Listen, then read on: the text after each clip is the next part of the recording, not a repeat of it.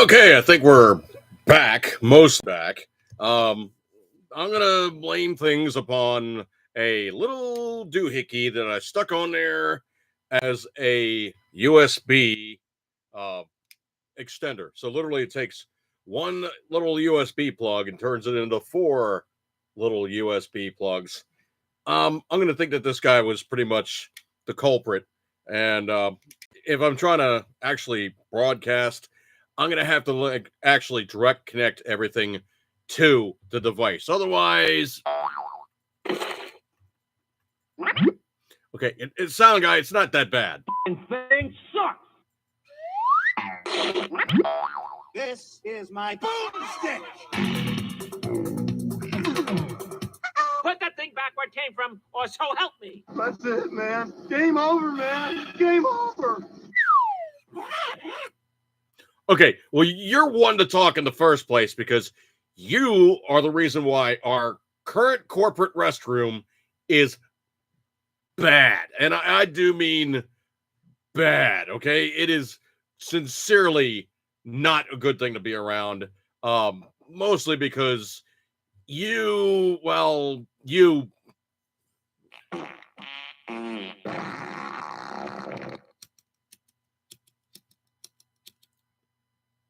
Uh-oh.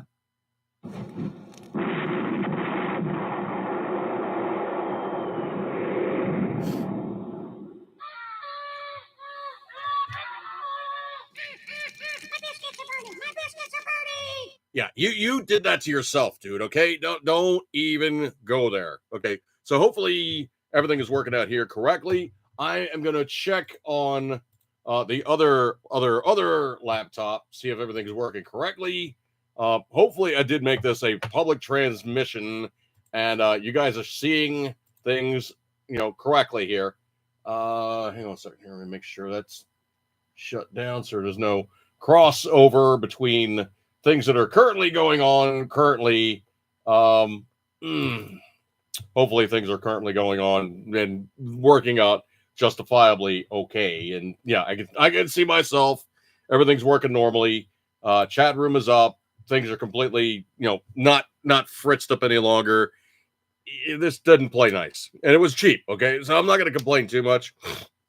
It was cheap. I mean, literally, it is like a $9 multiplexer to make one plug, four plugs. And if I'm not broadcasting, yes, I'll probably be utilizing this on the new old laptop, and you guys can, see it for what it's worth. But it's the little technical things that really tend to bite you in the bag.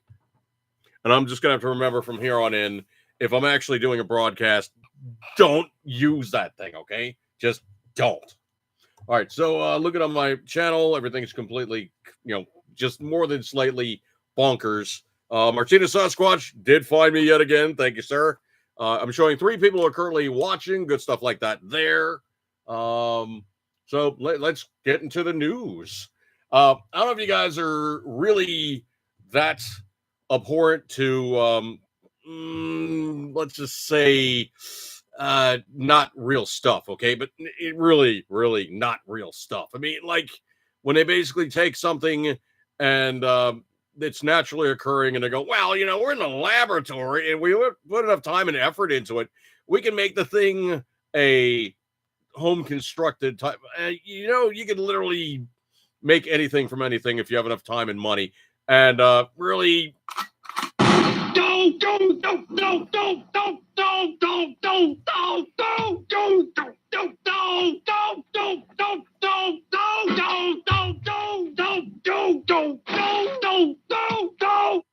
yeah, that's definitely a don't do it.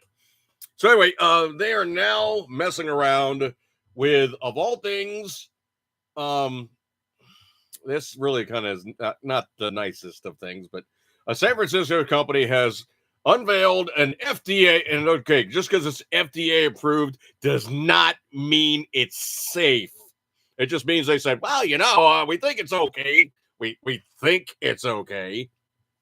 So FDA is now approved and unveiled a lab-grown salmon.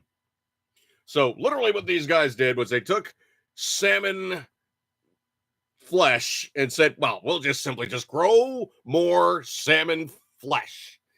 And it's the samples are sliced from the cutting edge of an emergency technology known as cell cultured seafood. So stay on the lookout for that one. If they say it is cell, like CEL, cell cultured seafood, you probably don't want to eat it. So it's proven out to say, yeah, we've tested this stuff. People have been eating it for 30 years and they're not growing like third body parts and it's safe. But for the FDA to say, no, it's fine. It's good. Yeah, because you got to remember, there's a lot of times they've approved stuff and it has gone very, very, very...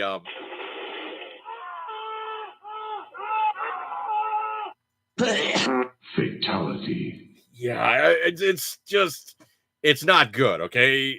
And essentially, it's not good in the aspect of we don't know down the road if they got a good copy, a bad copy, or is it something that can just basically... fatality. Okay, well, if you did... Okay, sound guy, if you eat it, you're not going to sneeze and scream fatality, okay? Okay, you might do that, all right? If you eat the wrong stuff, yeah. Fatality. Okay. All right. If you do eat the wrong stuff, there may be fatality. All right. Thanks, sound guy. I think we got it. We got it. Okay. We got it.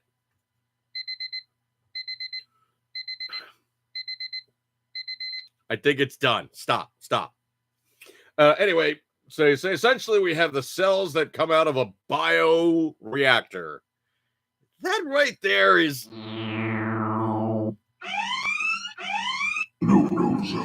Yeah, that alone sounds like... Yeah, it definitely sounds... Okay, I think we got it, sound guy. It definitely sounds very... We got it. Thank you.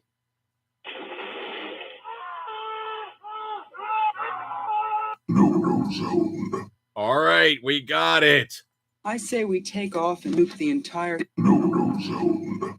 from orbit. Yeah. Okay, thank you. All right, so No. No. Hell no. No. I refuse. No. okay, I think we got it, sound guy. Enough no-nos.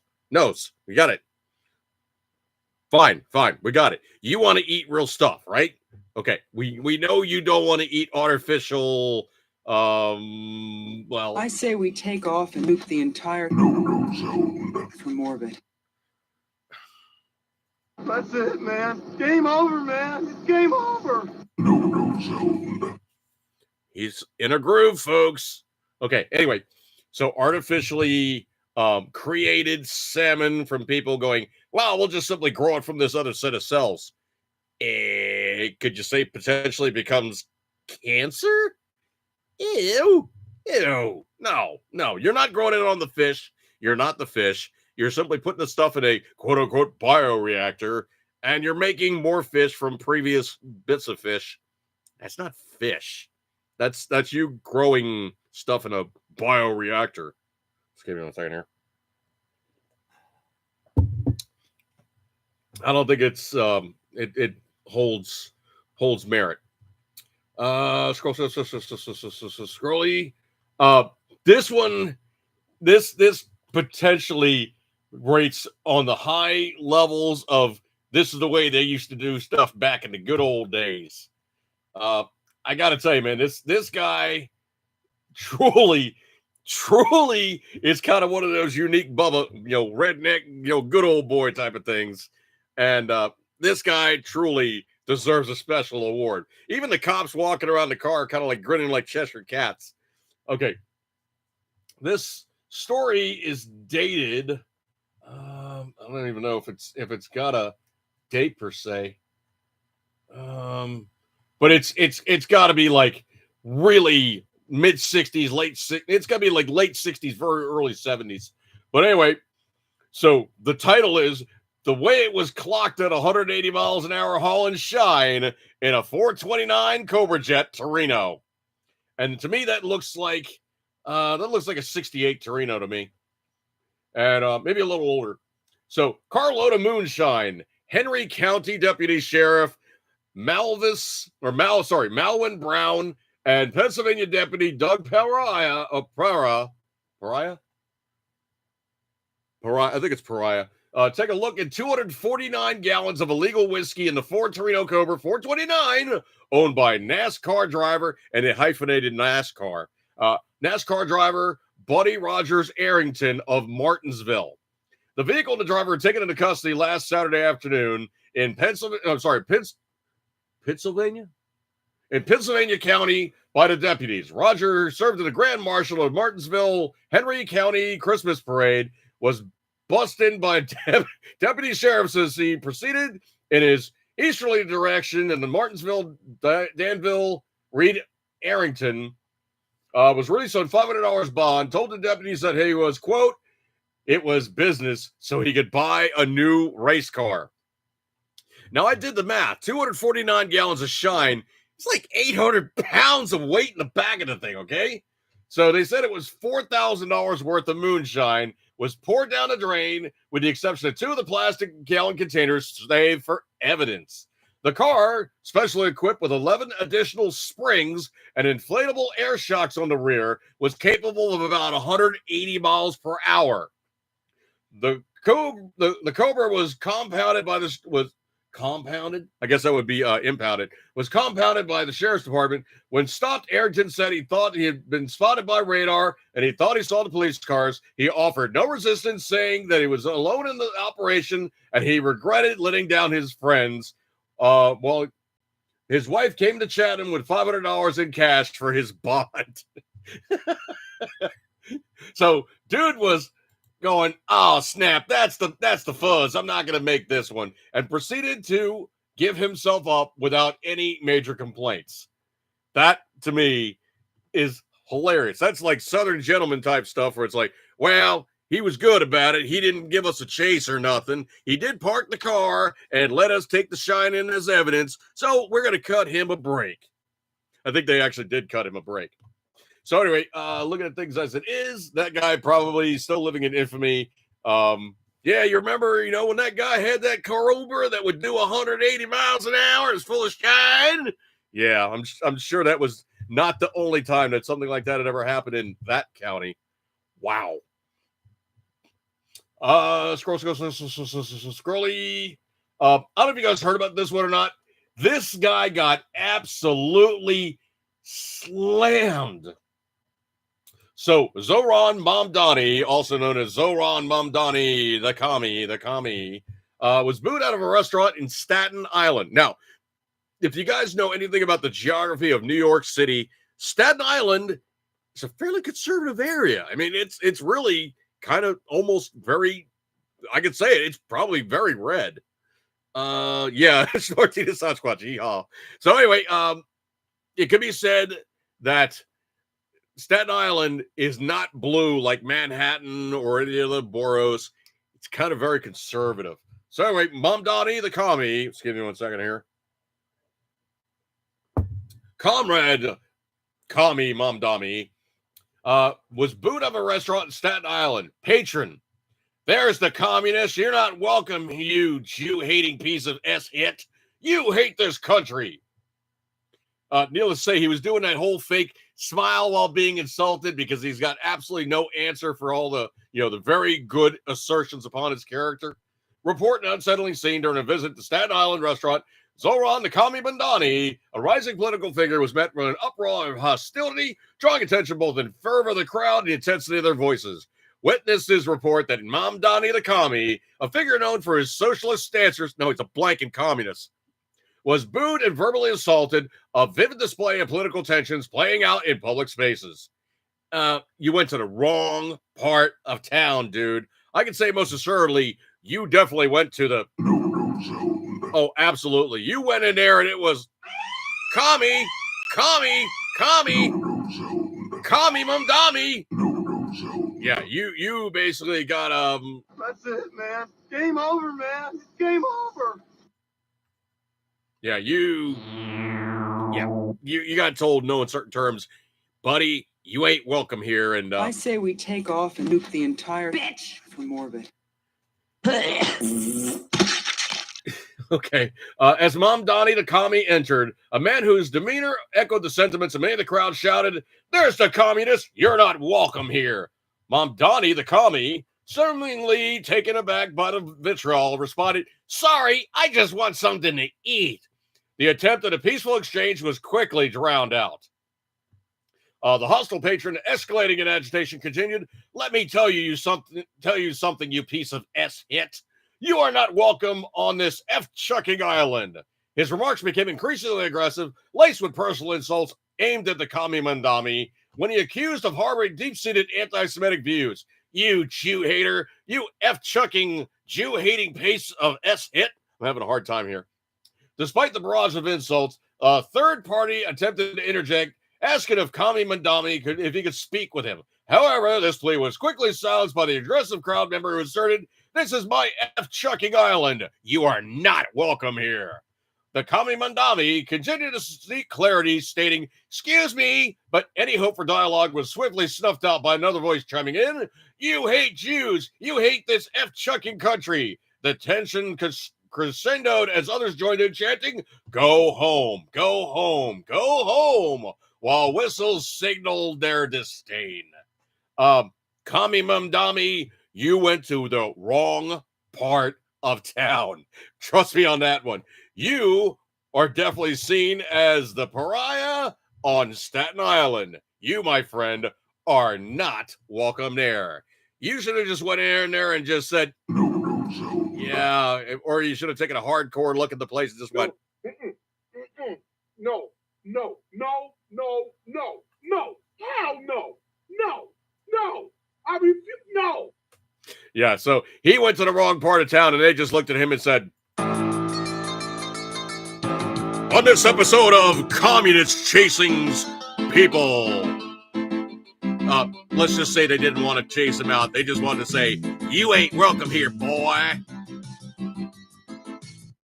Yeah, so he pretty much got told, "Oh, that's so cute what you just said. Hey, goodbye, goodbye. You're not welcome here, so skedaddle, skedaddle." Let's see. Scroll. Oh, was he quoted it later saying something? Did he say something else there, sound guy? Hmm? Oh, you got nothing for me? Nothing? Okay. Oh, stop. You don't get a chime for doing nothing. Sorry. That does not count.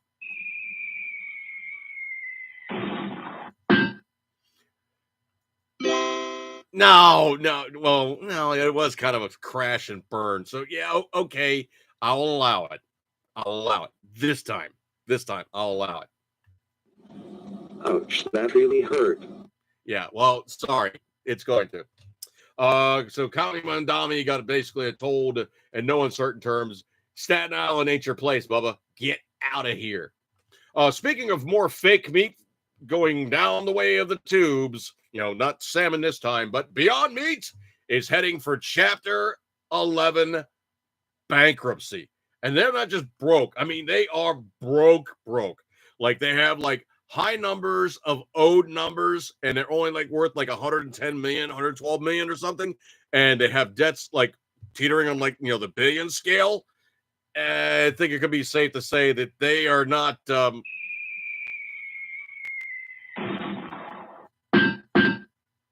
yeah, they're not doing so good. Patron Fever, appreciate you coming by, dude. Sound guy know the difference between firehouse, gravy house, meth house, crematorium, nut house, sperm house, and emergency room yet. I don't know. He should have run screaming the same way Kamal's gynecologist, orthodontist, and dentist does. Oh, wow. Oh man, that's just Death! By Snoo! yeah, I mean anybody taking a look at her downstairs is just No!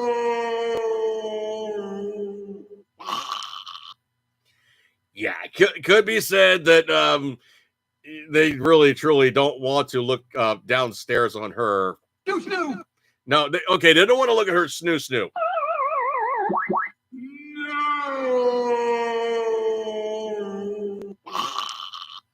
Okay, they don't want to look at her snoo. Das ist gut. Das ist gut. Real meat will win. Yeah. What would be authentic flesh? Authentic flesh. Yeah, authentic flesh. Yeah, so real meat. So yeah, those guys are crashing and burning. They owe a lot of money. A lot of money. Scrolly. You know, so here, let me do a quick adjustment. Some of the things don't really format well unless you have the picture aligned correctly on Facebook. So it's like you try to blow it up to see it at a distance, and it just kind of goes. It just doesn't work well sometimes. I posted this one up, and I thought it was kind of an interesting case of everyday carry, like potentially what you probably should have on board. So let me just run through the list real quick here. And it was a meme, but I thought it was actually kind of on point. So it said, before leaving home, keys, wallet, cell phone. So, that's pretty much everybody's everyday carry. That's literally what they got. So going down to the rest of the list, though, they did say knife, other knife, third knife. Now, I won't show it on camera, but let's just say there is always a credit card style knife in my wallet. It's been riding there forever. It's now quasi collectible, but I've had it in there for such a long time and I have multiples. I'm not going to worry about having that one on board. However, being that most people tend to go, oh, that's kind of scary, you got a knife, I kind of went bitty. So this is basically like one of the Swiss Army mini the mini champions. You know, so they call it the mini champ. So on board, it has, it's actually a pretty good compromise to actually being a champion style knife, because it does have actually a little sheep's foot, and has a little spear point. So there is two blades on board, actual cutting style. Also, it does have something that they refer to as a prescriptionist knife. And it literally is for removing labels and stuff. I've used it for hooking things and pulling things off. Kind of, it's just kind of there. It does have a nail file, which is really kind of convenient for if you get something stuck underneath your nails. It does actually have a fairly unusual surface. It's almost like it's been sandblasted, as opposed to actually having standard file style grooves. Can work in place of a Phillips screwdriver, so that's really handy too.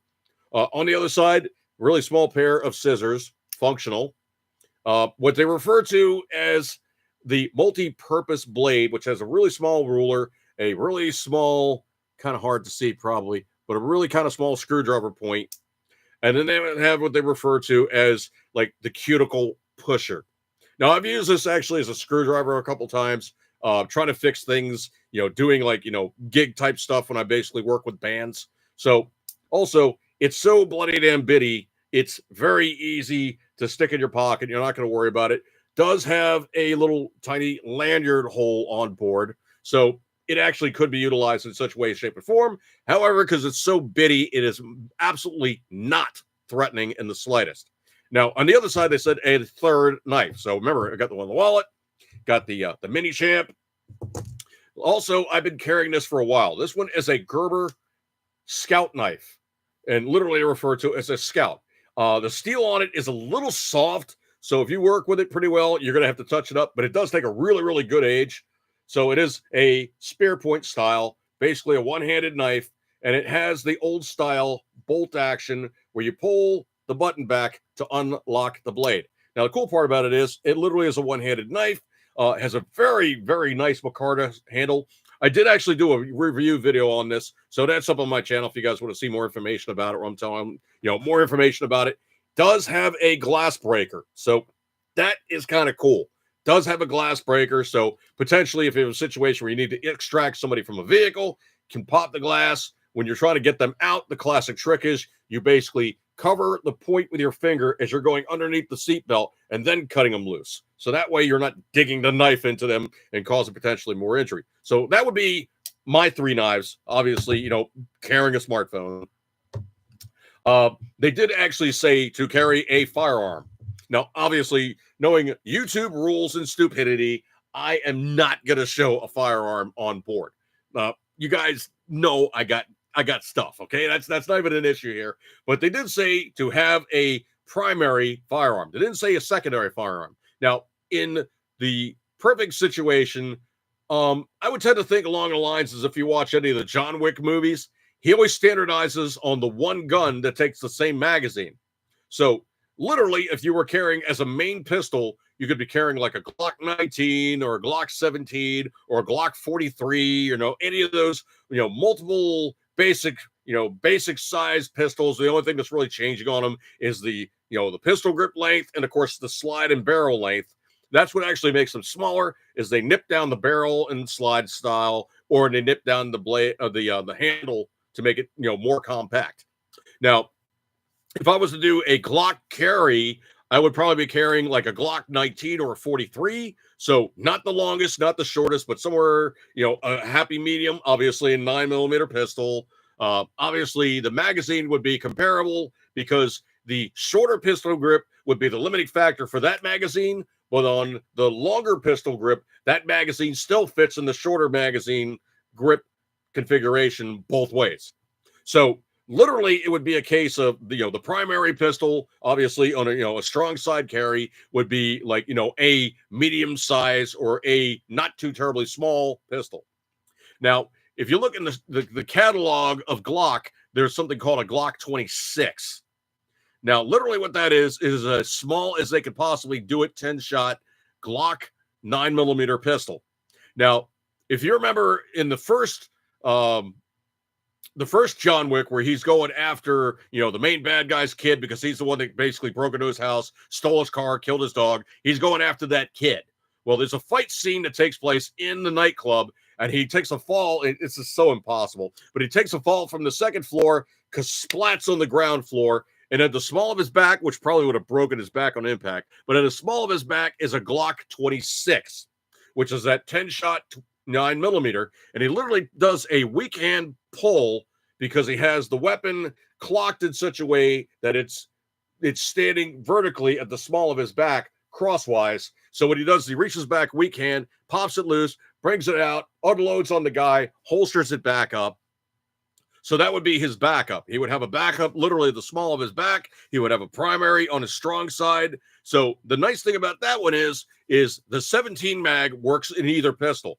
The 26 mag is too short to work in the 17 or the 19. However, any of the longer magazines, and you can look at Glock magazines, and they go anywhere from 10 rounds all the way up to 33 rounds. So that long-ass 33-round stick will still plug right into a Glock 26. And while you have a small little powerhouse, you now have a longer grip of which to grab a hold of, because the 26 literally is like a 3-finger gun. You cannot get your pinky on the magazine unless you have an extension on it. It's kind of small, but it is still 10 shots of 9mm full house ready to go. It's not a 380. Pager carries a Buck 111, an SAK Huntsman, and a Roxxon Flex every day. Oh no, Beyond Meat should have invested in the Colonel and Arby's. Does Arby's even really use meat? And I have not wanted to eat at KFC in the longest time. Now, I would probably augment that when, of course, they say 3 spare magazines. So they say gun, backup gun, 3 spare magazines. So they're kind of thinking along similar lines where I am. However, I would probably have 4 spare magazines. That's just me.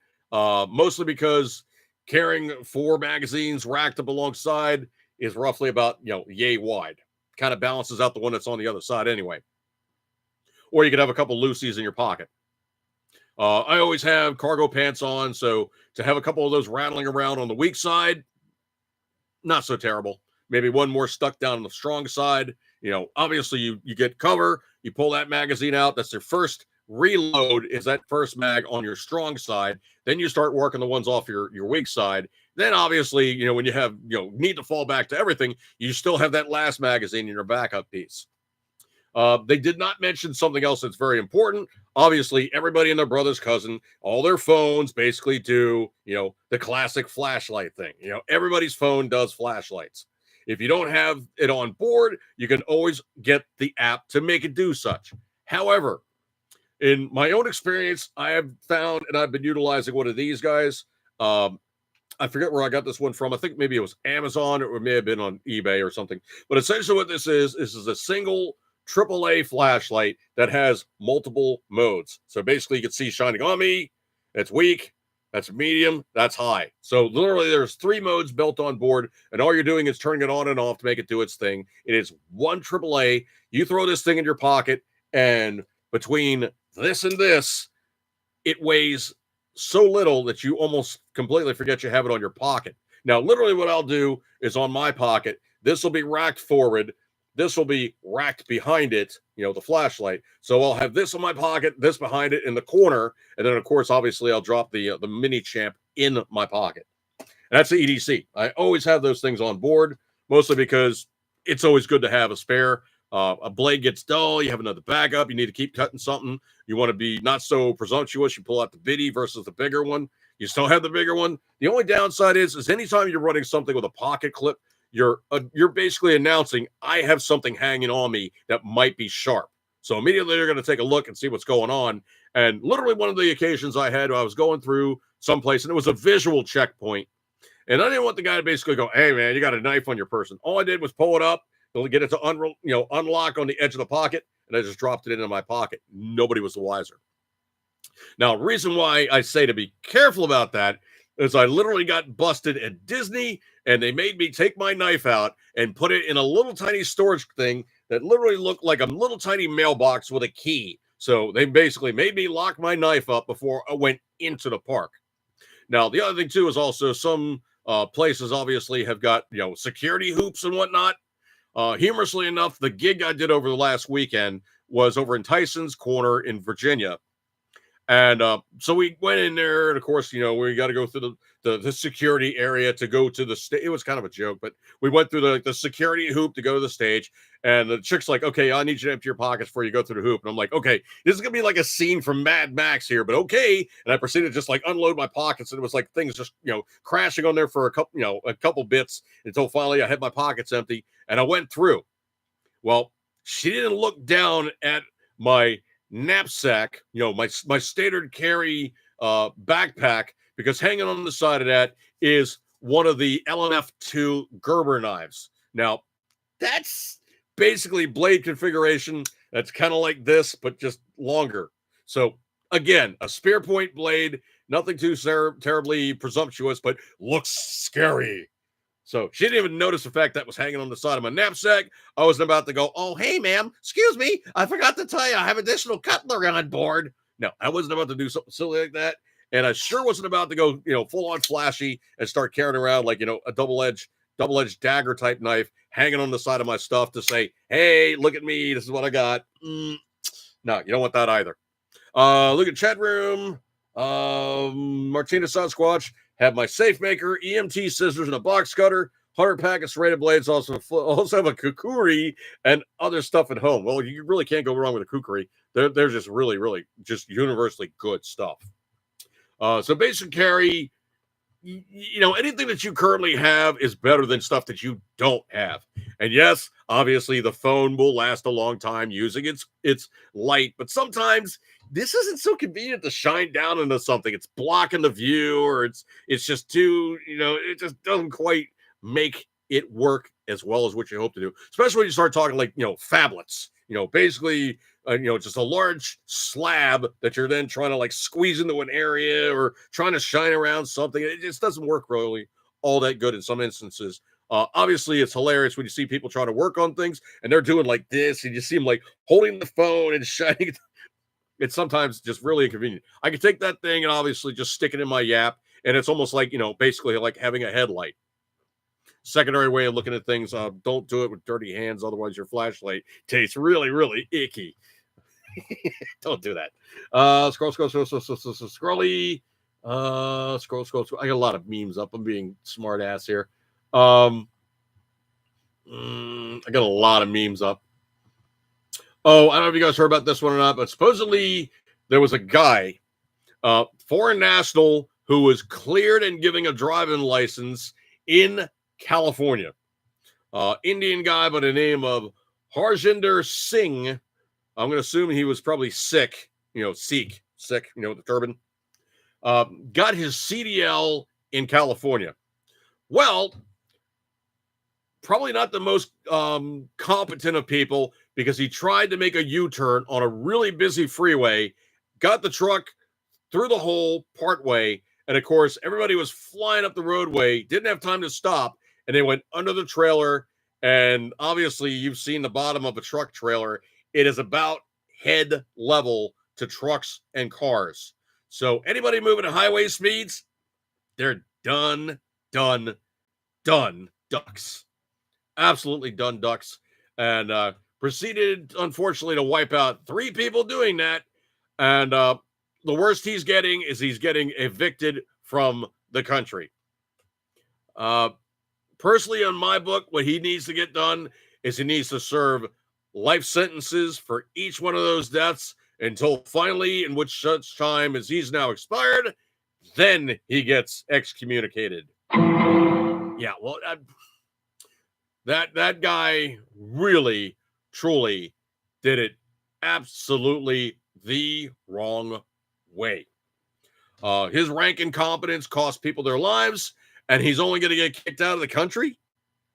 No, he should be up on charges of vehicular homicide.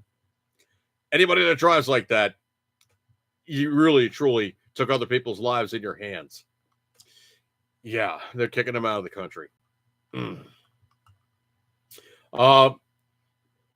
It's now been posited with the notion that there's rumors that indicate online that AOC is thinking of making a run for president with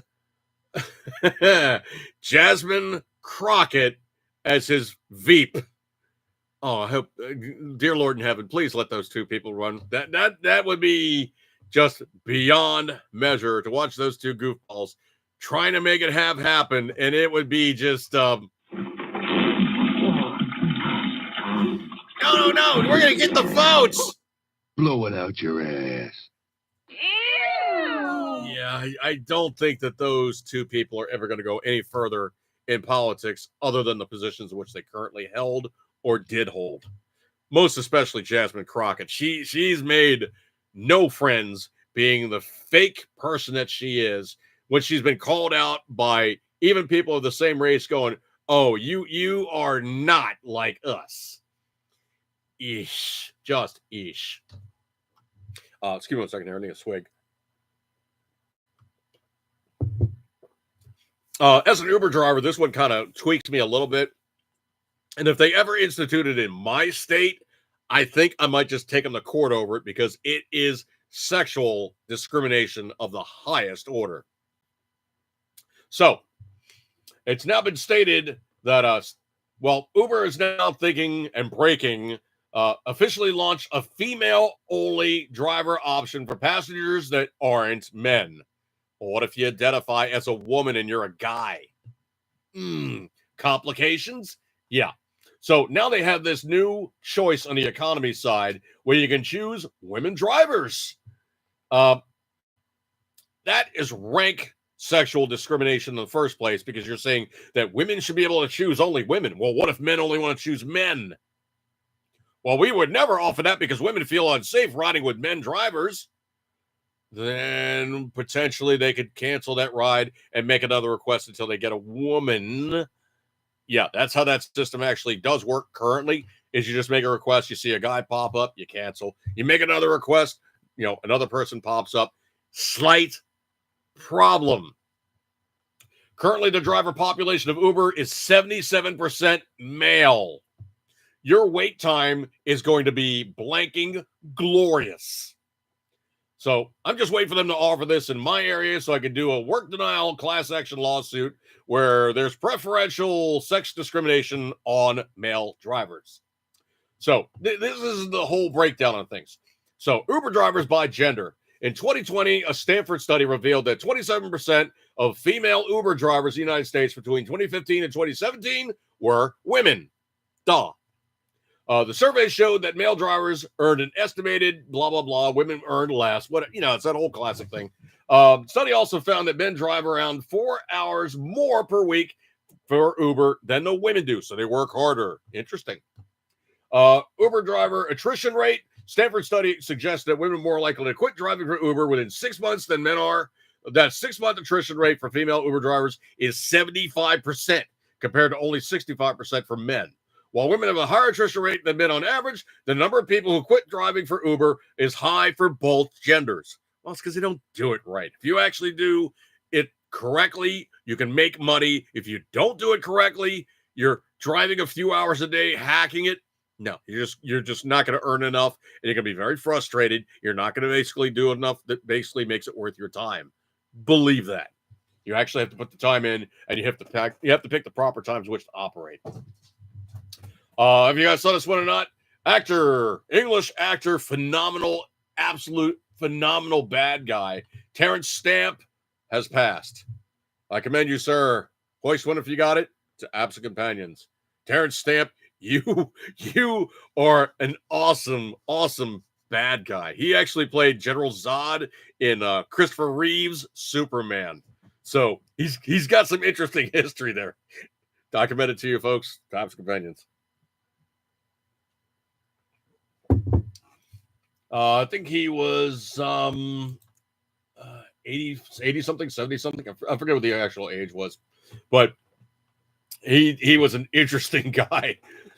This one I find to be completely amazing. So I really truly wish I could play the appropriate sound effect, but you always get that copyright hit when you play the proper stuff. So we can't do that. So let's just say I'm just gonna submit this for your consumption here. It has now come out to be that Jasmine Crockett is dropping out of the race and admits that the Democrats did not want her. This coming in from the Daily Bo Snerdly. Jasmine, let's just sing the song of your people. Yeah, you just...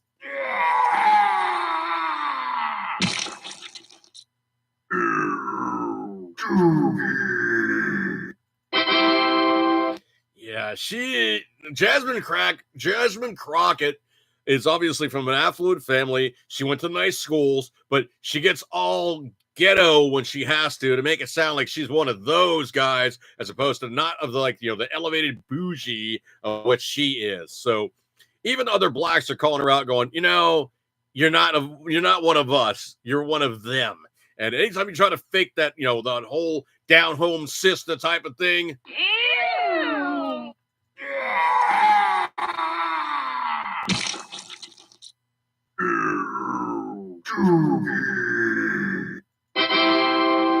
Thanks, sound guy. Yeah, they don't fall for it, because obviously a black guy can listen to another black guy go, "Hey, you ain't from around here, man. You're full of it. You're playing games, and you're not all that." If you guys saw the video or not, it's posted up on my Facebook page. I will drop the link in the room, and it is absolutely blanking phenomenal. A guy runs into a store with a crowbar, and he's like, "Give me your money, man!" And dude just immediately saw him come in, did a draw, pop, pop, pop, pop, pop, pop. His buddies at the door were like, "Oh, snap!" And they took off. Dude is now doing the floor slither with a couple new holes. But I cannot do this justice. He got his butt absolutely handed to him. And if you want to watch the video, I cannot do it justice, but crowbar wielding thief tried to rob the wrong store owner. Dude ran in with a crowbar, then he copped a few, and then slithered out with a few new holes. His hard charging buddies ran off like scared little kittens. So that link is currently in the room. I cannot do it justice. It was absolutely epic. Dude was just like, "Oh no!" You see that first muzzle flash, and he's like, "Ah!" You see him do a quick 180, and he's just catching them. I don't know what state he wound up in, but I guarantee it was not the same state in which he arrived. Wow. That probably smarted just a little bit.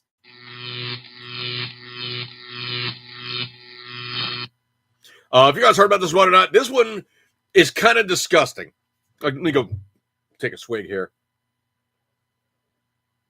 There's history some time ago, I think it was like last year or the year before, a news story came out where BMW started charging people a monthly fee. Yeah, charging you a fee after you've already bought the car from them. You're either leasing it, making your payments, or what have you, but they're charging you a fee to run the seat heater.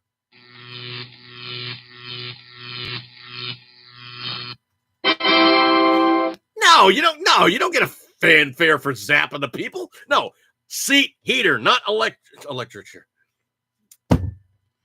That's what he was trying for. Electric chair. Oh, sound guy. No, seat heater. Okay, seat heater. No, not what you just did. Okay, no, that's no, no. That's not what you were getting with that one. Okay, no. That was just My biscuits are burning! My biscuits are burning! sound guy. No. No, you don't get a done for burning. Never mind. Burning biscuits. So anyway, BMW was charging people for the privilege of the seat heaters until such time that everybody outed them and was like, "Oh hell no!" And BMW was like, "Well, okay, well we're going to rescind that initial assertion on our parts." Fever, he knows the difference. Oh man. Blow it out your ass. Oh, thank you very much, sound guy. No, stop.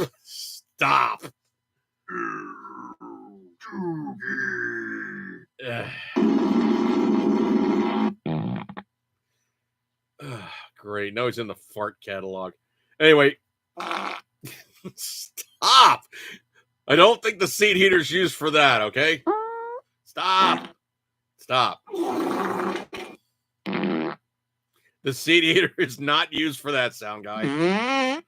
Jeez. Stop. Jeez, man. Every time.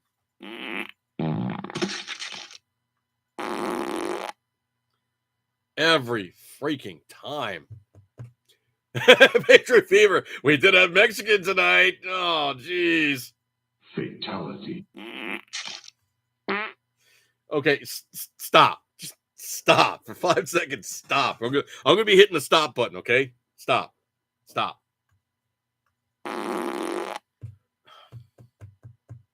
He's at it again. Anyway, so Volkswagen, the people's car, the Volkswagen, yeah. Volkswagen wants you to pay monthly, not for seat heaters. Oh no.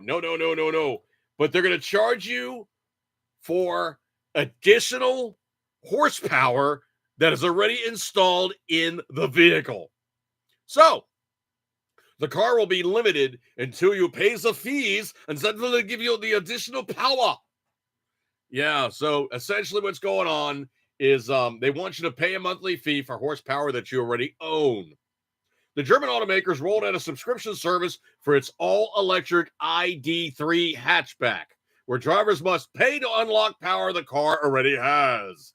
So the ID3 Pro and Pro S models leave the factory with 228 brake horsepower and 310 Newton meters of torque sitting under the hood. It's not sitting under the hood. It's for an electric car. It's basically the motors attached to the wheels. Okay, it's not under the hood. But unless you hand over 16 pounds 50 shillings per month, or a one-time 649-pound lifetime unlock, so that's about $800 almost, you are stuck with only 201 brake horsepower. Your car has the power, you just cannot use it without paying extra. I wonder how long it's going to be before somebody basically, jacks in the system and beep, beep, boop, boop, boop, boop, boop, beep, and unlocks that and tells Volkswagen, yeah, very, very high hard one. So the car's power, you cannot use it without paying extra. Volkswagen claims this does not affect range or insurance since the car is already registered with 228 from day one. Okay, if you're selling me a car with that kind of horsepower and I can't utilize it, it doesn't have it. The brand calls it flexibility, end quote, giving buyers the option to upgrade later instead of paying up front for a higher performance trim. You know what that would tell me? Buy another blanking car. The car fans are not buying the spin. BMW already took heat for charging subscription for heated seats, and Polestar offers similar paid performance pack. Now, Volkswagen is learning just how quickly the internet will roast anything that feels like a cash grab. So here's the $1 million question. Are you cool with paying a monthly fee to unlock horsepower, or is that literally trapped in your own car, or is just microtransactions on wheels? Meanwhile, manual drivers are out there unlocking extra horsepower the old-fashioned way by downshifting for free. I would not buy a Volkswagen EV at all. At all. All right, this is going to take a second of background information here, so give me 1 second here. The classic construction of a firearms cartridge has been brass. Ever since it was discovered that brass is ductile, strong enough, and actually easy enough to work with to make weapons cartridges work reliably. So literally what happens is the cartridge is actually a little smaller than the gun it's being stuffed into. When the gun is fired, the pressure seals the cartridge against the inside of the chamber. The bullet then exits the firearm. And at that little micro moment of time, the brass is cooled enough, it actually squishes back down a little bit. So it's sprung out and it returns a little bit to size. You then have the weapon system grab the cartridge, yank it out of the chamber, exit the weapon, stick a fresh one in. That's your classic technology. Now, they've played around with polymer cartridges. Steel cartridges are still very much in vogue because steel, while not the same thing as brass in terms of its way in which it interacts with the firearm, you have weapon systems like the AK-47 that is built for steel cartridges. Everything is a little bit more beefy. It actually is intended to use cartridges that are in the best pristine condition, and the weapon is made a little looser so it can handle either dirty, nasty, rusty, crappy condition cartridges, still work reliably, kick them out of the gun, and keep going. However, other technologies come out to play. People have played around with polymer weapons cartridges, multiple component cartridges where the cartridge itself is polymer, then it has just enough metal on the back end for the weapon to grab hold of, yank it out, kick it out of the gun. Because if you try to have a full polymer cartridge, what happens is it literally grabs a hold of it, just rips it in half. So that technology really, truly doesn't come down the pike very easily. And they've experimented with this stuff since Christ was a cadet, and they know what works and what doesn't work. So coming down the pike is actually more technology of how do we make these things actually further improved to actually do a better job, potentially be more higher pressure level so the weapon fires faster. Is it cheaper to produce? Is it better to produce? Does it have better livelihood? All these things coming down the pike. And some of that stuff that they're putting out is mostly a case of the U.S. government can afford really, really expensive ammunition because we're paying for it. Well, let me tell you, there's a reason why I never, ever owned a machine gun. It's mostly because, yes, they are fun, but man, you are blazing through ammo and you go to the range and in no time at all, you have spent way too much money and you have a hot, dirty gun and you basically have nothing to show for it other than a pile of empty brass at your feet. Yes, it is fun, but yipes, it gets expensive unless you're really, really rich or a government institution. So anyway, a new company or a company that's been around, I didn't do any research on them, is called Shell Shock Technology, so SST. It's a leading innovator in ammunition industry, is pleased to announce the commercial availability of its new Shell Shock 308 NAS3 unloaded cartridge cases. So basically, these are cartridges that you need to fabricate. It's basically just the brass part that holds the primer, the bullet, the powder, and goes in the gun. So the Shell Shock 308 NAS3 unloaded cases feature SST proprietary two-piece construction, a nickel alloy body combined with a stainless steel head. Well, nickel alloy is kind of unusual because, well, obviously it might actually be a little cheaper than brass. Copper is not cheap. Design makes them also up to 50% lighter than traditional brass cases, while also delivering double the tensile strength, superior elasticity, and complete corrosion resistance. Okay, brass actually does get really, really nasty in some situations. So one of the classic things is actually put like a light wax coating on them, or they'll tell you, don't get them dirty. Hand loaders benefit from the consistent wall thickness, exact dimensions, and enhanced lubricity, resulting in smoother feeding and flawless extraction. For hunters, that means less carry weight, noticeably increased accuracy, velocity boost without increasing pressure compared to brass case ammo, and extended range in the field. For competitive shooters, it's uniform wall thickness and exact dimensions for consistent performance. For law enforcement and military marksmen, it's reliable extraction and durability under high pressure, high round count situations. Okay, here's the thing. Most hunters aren't humping around 1,000 rounds of ammo as they're going out chasing Bambi. If they're carrying 20 rounds, that's a lot. If they're carrying 10 rounds, that's probably closer to the mark. If they're carrying 5 rounds, that's really, really close to the mark. So, weight savings for only less than 20 rounds of ammo, not really seeing it.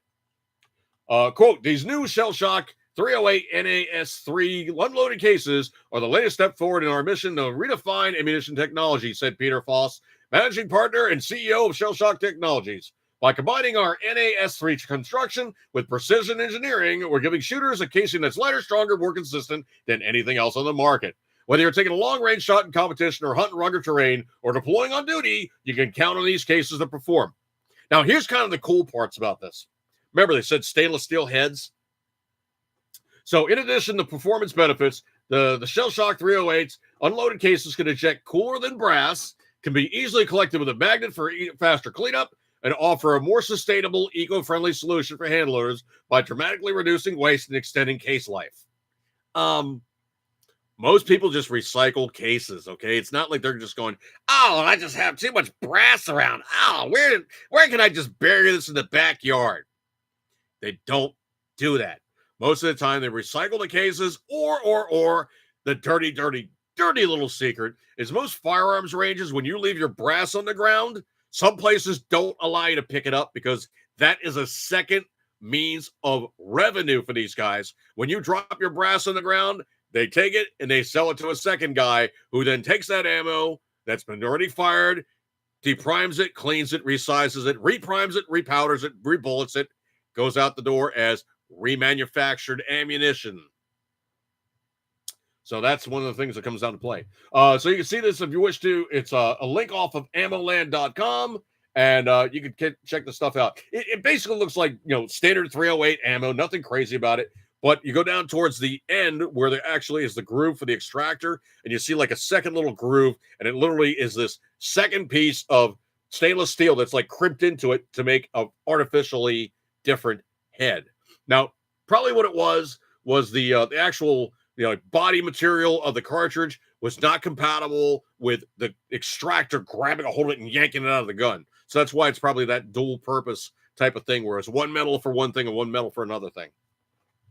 That's the way they do stuff sometimes. Scroll.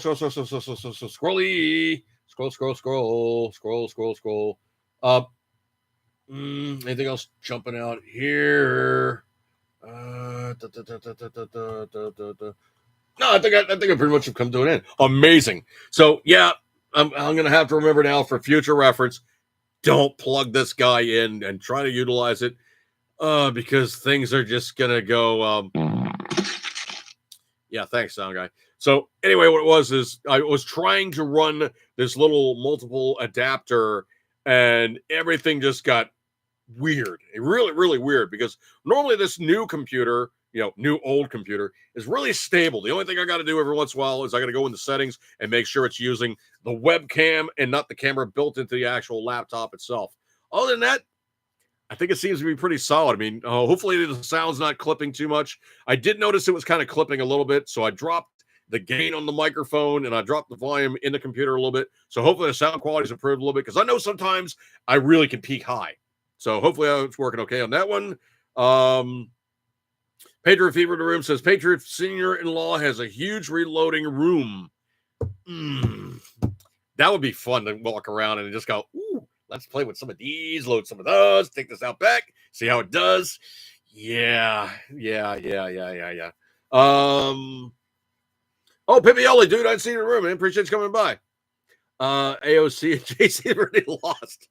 Yeah, pretty safe to say that's not a winning combo. I really truly would think, in the realm of all things political, those two are kind of like the two drunks arm in arm as they're walking off the dock together. Yipes! That's just not good juju, man. Oh man, what can you do in that regard? What can you do? Yipes! If nothing else, they really truly are just two birds of the same feather. Wow. Okay, music's coming up. I guess that means I got to roll out. Thank you so much for hanging out with me tonight. Sorry for all the technical issues. I shan't be plugging this guy in again and trying to do a podcast. It's new technology. I got to try this stuff out. Sometimes it works, sometimes it doesn't work. It didn't work. So I'm going to go through and I'm going to exit out the previous iterations that just didn't fly. Yipes. Not good times. Anyway, thank you guys so much for hanging out with me. Got better things to do on a Tuesday. You guys started hanging out with me. Thank you guys so much for hanging out with me. I will see you next time. Good stuff like that there. You get a gold star for attendance. I will catch you next time. Thank you so much for hanging out with me. And good stuff like that there. I will catch you guys next week. Have a good one. I will see you then. Eco Keep Tendering as always. You always can't talk tonight. Eco Keep Tendering as always. You know what? You love it. I will see you guys next week. Good stuff like that there. I will see you then. Catch you guys later. Have a good one. See you guys.